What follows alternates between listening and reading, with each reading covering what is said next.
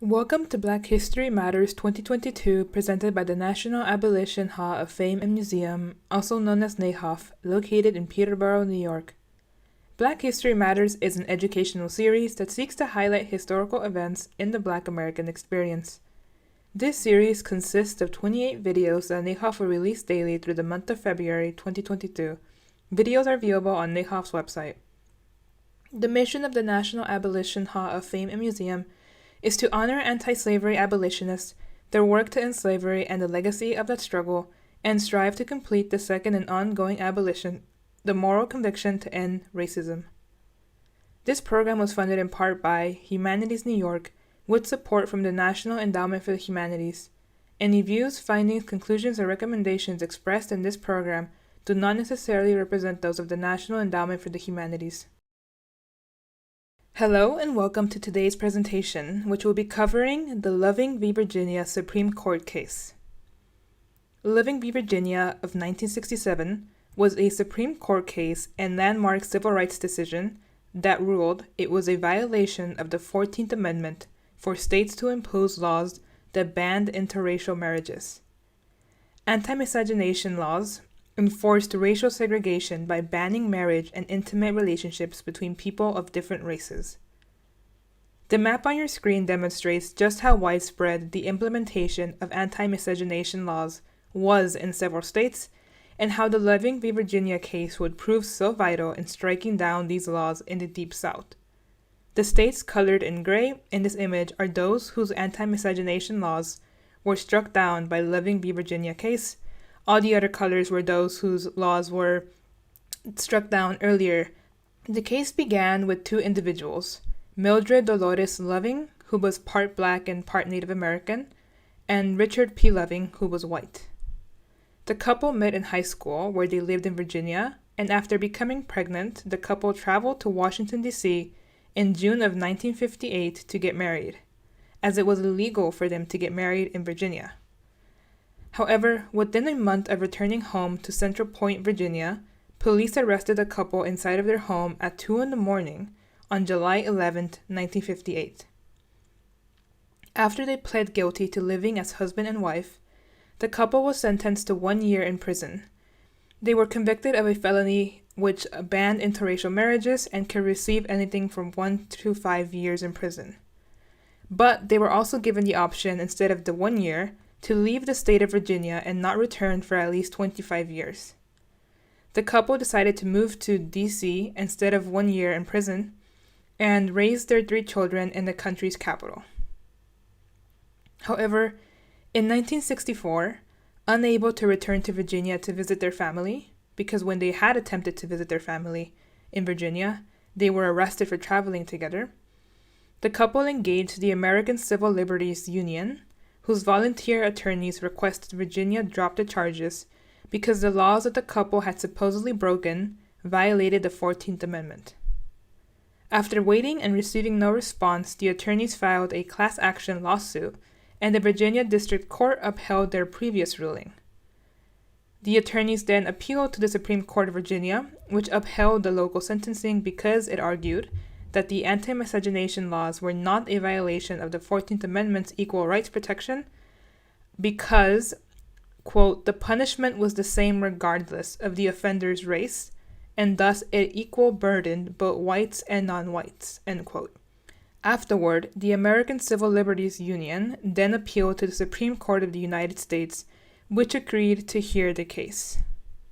Mildred and Richard's marriage violated Virginia's Racial Integrity Act of 1924, and that is why they had been sentenced earlier.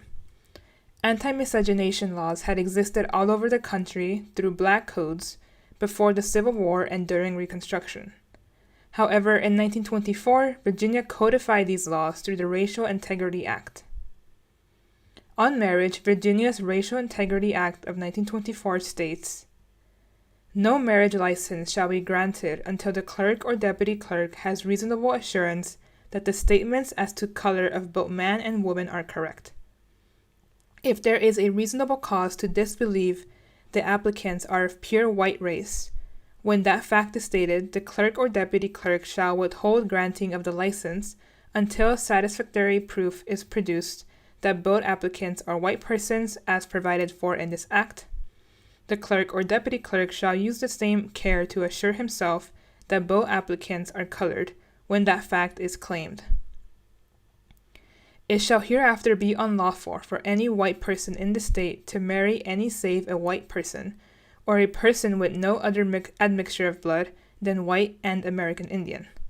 For the purpose of this act, the term white person shall apply only to the person who has no trace whatsoever of any blood other than Caucasian.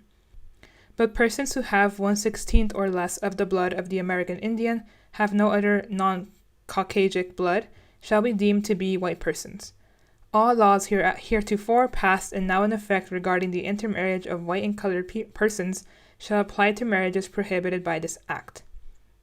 Just sort of listening to the language that these two clauses have, we can see how the marriage between a white man, Richard, and a colored woman, Mildred, was violating the state's attempt to keep races separate and were committing unlawful cohabitation, as they called it. The loving couple was not the first in the state or the nation to be convicted of unlawful cohabitation. Virginia had upheld its anti-miscegenation laws in the past, and the Supreme Court has set a precedent for ruling that anti-miscegenation laws were not unconstitutional. For example, in the Supreme Court case Pace versus Alabama. In 1883, Pace versus Alabama, a black man named Tony Pace and a white woman named Mary Cox were arrested in 1881 and convicted under Alabama's anti-miscegenation statutes. They were not married, but were charged with living together in, quote, a state of adultery or fornication, end quote, and both sentenced to 2 years imprisonment in the state penitentiary. The Supreme Court upheld the Alabama court's decision stating that because the law punished both Tony and Mary to the same degree, it did not violate the 14th Amendment. And so you can see here, this is the same language that was used by Virginia's Supreme Court case when the loving couple had appealed it to the Supreme Court of Virginia. However, this case did not actually address the issue of interracial marriages because Tony and Mary were not married. Still, the law set a precedent in which states felt assured that the Supreme Court of the United States had and would uphold anti-miscegenation laws. Not until the 1940s would these laws begin to be challenged, and not until Loving v. Virginia would they be overturned completely. Though in Pace v. Alabama, the court had accepted the argument that anti-miscegenation laws were not unconstitutional because they punished both the husband and wife, regardless of their race, equally, and it did not violate the 14th Amendment Equal Protection Clause because of it, the court did not find that this was the case anymore. On June 12, 1967, the Supreme Court unanimously decided in favor of the loving couple, stating, quote, "We reject the notion that the mere equal application of a statute concerning racial classifications is enough to remove the classifications from the 14th Amendment's proscription of all invidious racial discriminations." End quote. Instead, they found that Virginia's anti-miscegenation laws violated the Equal Protection Clause because the races of the people involved were the only factors determining whether or not they broke the law. Additionally, Chief Justice Earl Warren, who wrote the court's opinion, stated that marriage is a basic civil right, and therefore cannot be denied on the basis of race because it goes directly against the 14th Amendment statement that liberty could not be denied without due process of the law. The court's 1967 decision overturned not only Virginia's anti-miscegenation laws, but all remaining states with anti-miscegenation laws could no longer apply them. As is the story with all breakthroughs in civil rights, it took time for the decision to take effect.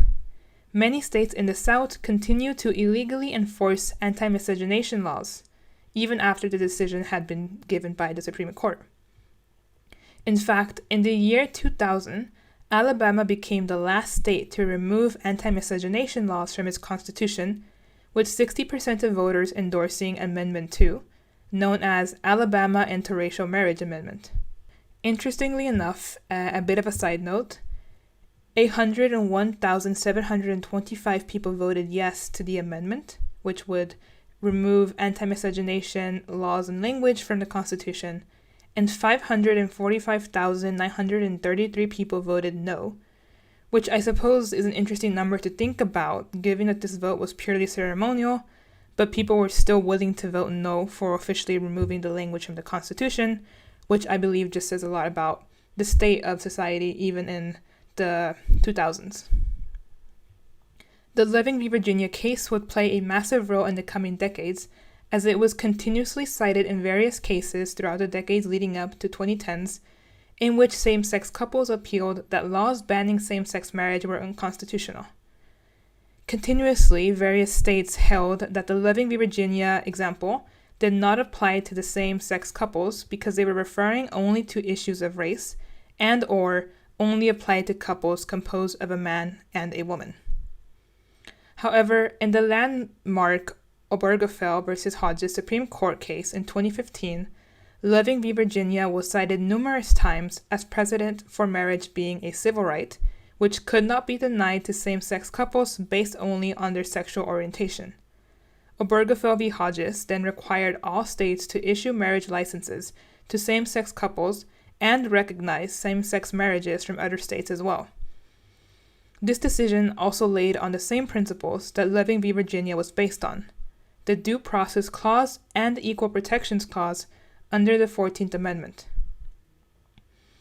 One last concluding remark, I'm also going to be linking various videos currently available on YouTube, which are clips you can watch of interviews with the Loving couple, and I think it's so valuable to be able to hear their own words and their own opinions, as well as hear them explain their own experiences. So make sure you check that out in the video description where I will be linking those clips. Thank you so much for joining me today in the presentation on the Loving v. Virginia Supreme Court case. I would be truly appreciative if you would please help us by completing a brief survey available at the link on your screen and also in the video description box. Your feedback will help NAHOF receive funding and help plan future projects. Additionally, please contact NAHOF with any questions and if you're interested in learning more about the organization and its work. Once again, thank you for tuning in to today's presentation, and we hope to see you at our next video.